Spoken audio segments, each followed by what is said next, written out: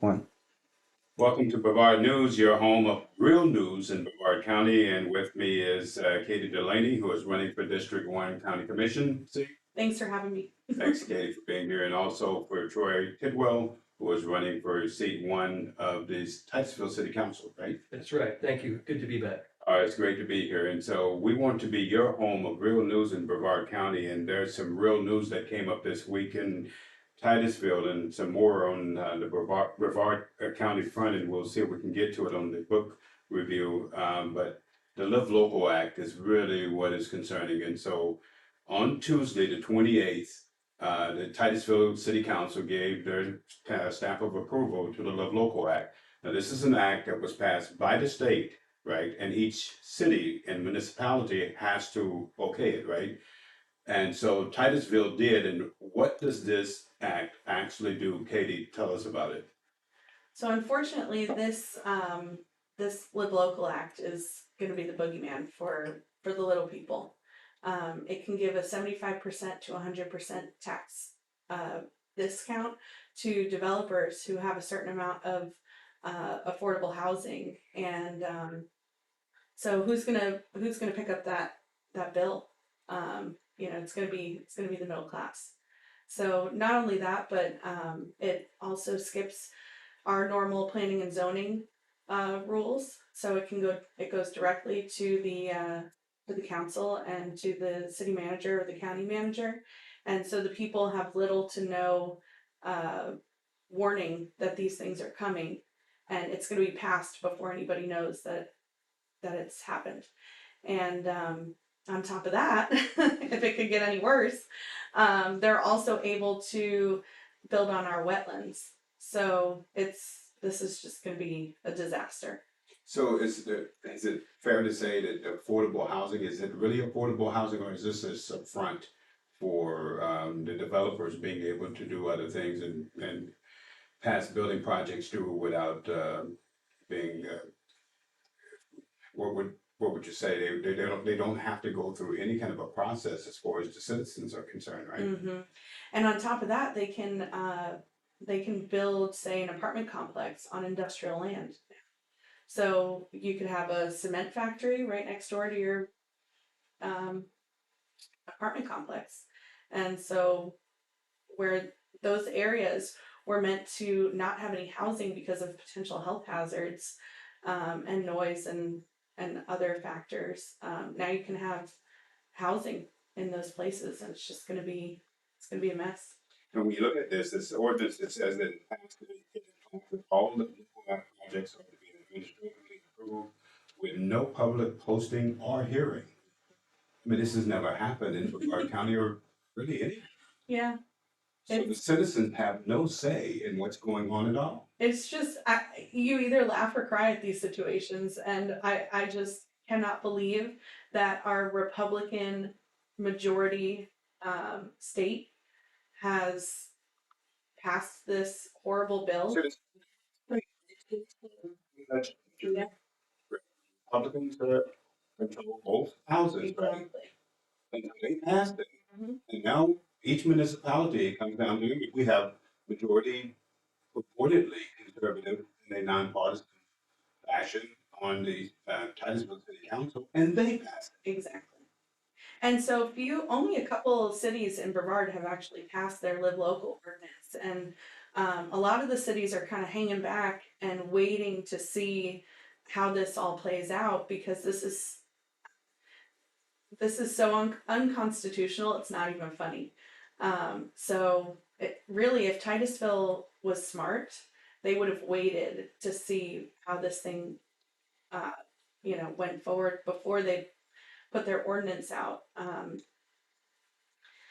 Yeah, it's The problem is, so you had the city manager and the city planners that were pushing this.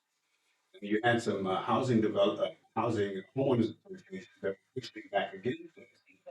But the city council went against the wishes of the people and actually voted for the plan that the city managers, the city planners were pushing. Is that correct? That's, from what I understand, that's correct. And the people were hoping to put some safeguards in there so that the public would get notice, so that they would be able to have some kind of safeguards in there to fight some of this stuff that came in that they didn't want to. But obviously the city council didn't care what the people thought, and they just bent to the will of the almighty dollar. So if you follow this, far-fetched to say that a developer could come into a land, and so now you have eminent domain as well. Could they not just kind of pick and choose what land they want to build on? That there's no repercussion from it from the people. There's no hearings. There's nothing. They really have an open book to be able to do what they want to do, right? In a doomsday scenario, for sure. We really don't know the legal implications of this bill yet. So it's it could be that drastic. Troy, you're running for city council. What can we do about this? You know, Katie hit on something really, really sharp, and she said if Titusville were smart, they would have waited. And, you know, the current council we have, I've voted for many of the people that are in council right now. And I used to think that they were smart and sharp and they had the best interest of the citizens in mind, but to bypass the voters, it is unconstitutional and it makes me angry. You know, I have a good friend of mine who could say, hey, the optics of this are terrible and it doesn't pass the smell test. I believe it is illegal. I believe it's unconstitutional and I believe it will be overturned. But we've got to flip that council. And really, once you start to bypass the voters, it is a slippery slope. And it's going to continue to happen, and it's been happening. And, you know, we need to flip the council and get some new leadership in there and do something about it. Now, this ordinance, it says that the past ordinance accepts all LLA applications, even if requiring a waiver or a variance. Exceptions to the normal rules, everything is reviewed and potentially approved administratively. So the city planners basically are deciding what's going to happen. The people have no say whatsoever, right? Well, Kevin, that's been happening. And we've talked about this. You've got the city manager and the planning and zoning commission. They've basically been enacting policy and they put it to the vote of the council. And again, I said last time, no real discussion, no debate. They just rubber stamp it. They do roll call. Everyone says yes. So what can you do? So there's 5 city council members, and you need actually 3 to have a majority. What can you do if you get on the city council, Troy, that would actually speak against something like this happening? Well, just like anything else, you've got to make your case, but in the short term, but long term, we have to get rid of the staggered terms. You know, the city council right now, you vote, they're in 4-year staggered terms, so you get to vote for 2.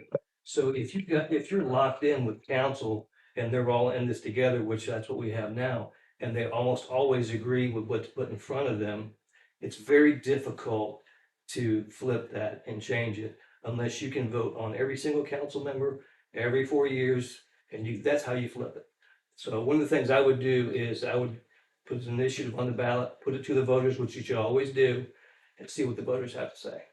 One of the problems too is that there are a lot of the ordinances, if you go on the line, and you can go onto the City of Titusville website and go through the ordinances, the amount of ordinances that they have implemented over the years is staggering. And the thing that strikes you is how it affects the freedom of the individual citizens of this county. Is there no thought given to this?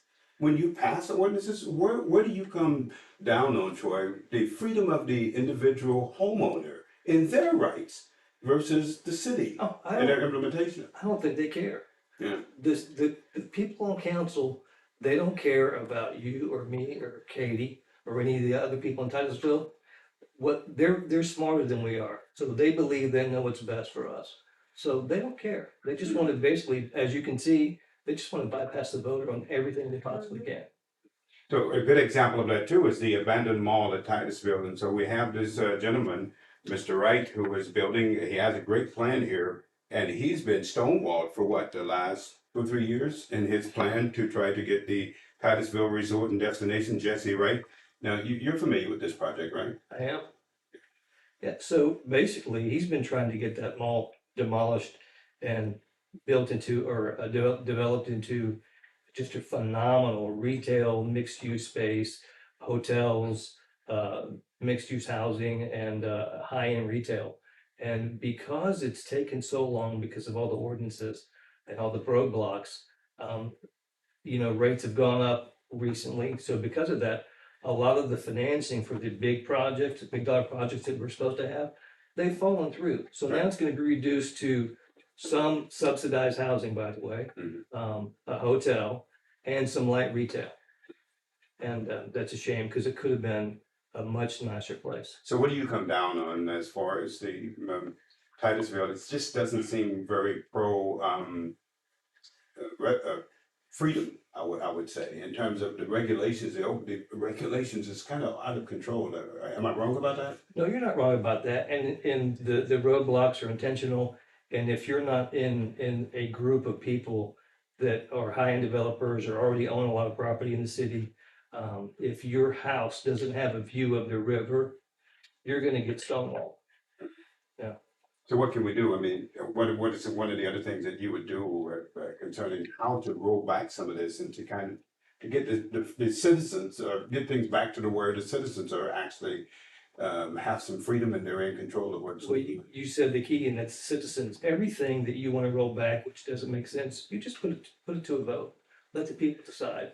And again, they've been blocked out for way too long, and and the other thing I would do, Kevin, is I would make it a point to try to visit each neighborhood and try to get people engaged to come to city council and see what's going on.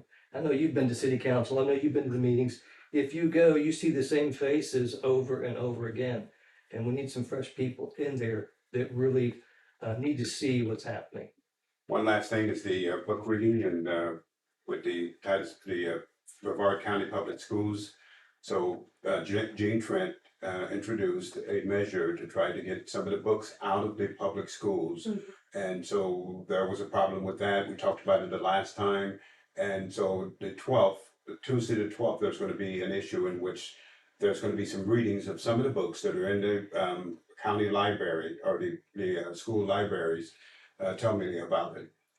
So, from what I understand, there are some parents and community members that are going to be coming and reading some of these inappropriate books, unfortunately, at the podium during their 3-minute public comment time.